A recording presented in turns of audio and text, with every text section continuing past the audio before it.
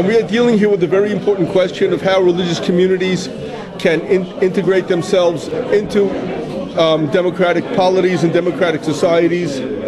And specifically, we're dealing here with a very difficult question, the question of referendum and how we take decisions, very crucial decisions that are crucial to our survival and to our identity concerning political agreements and concerning possible withdrawal from the land of Israel, Khalilah, and whether a referendum and whether certain other mechanisms are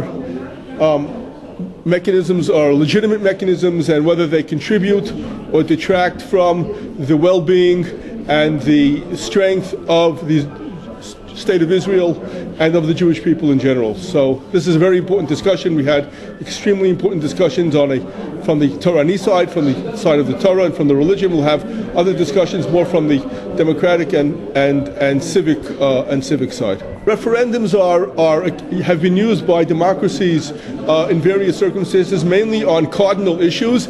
This is a very cardinal issue. We just saw now that Catalonia, which is discussing leaving Spain, is considering a referendum. There have been referenda in other democratic states.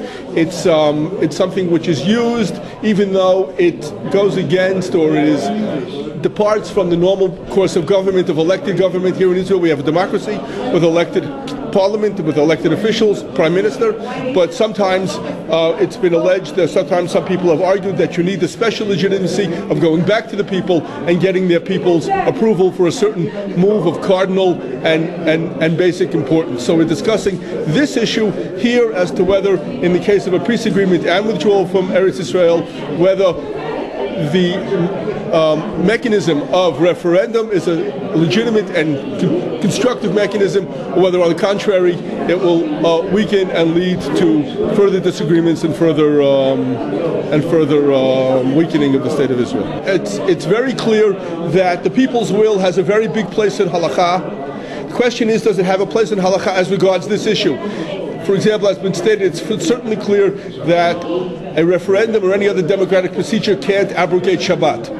The question is, when it comes to an issue which is intrinsically political, such as peace agreements, such as the State of Israel, such as territory and sovereignty, whether the democratic will of the people has a role halachically. And over here, there are people who think that it could have such a role, and that given its importance in halakha and in halachic thinking, that it could play a legitimate role in this mechanism as well. We're discussing that as well today. That's the essential question that we discussed.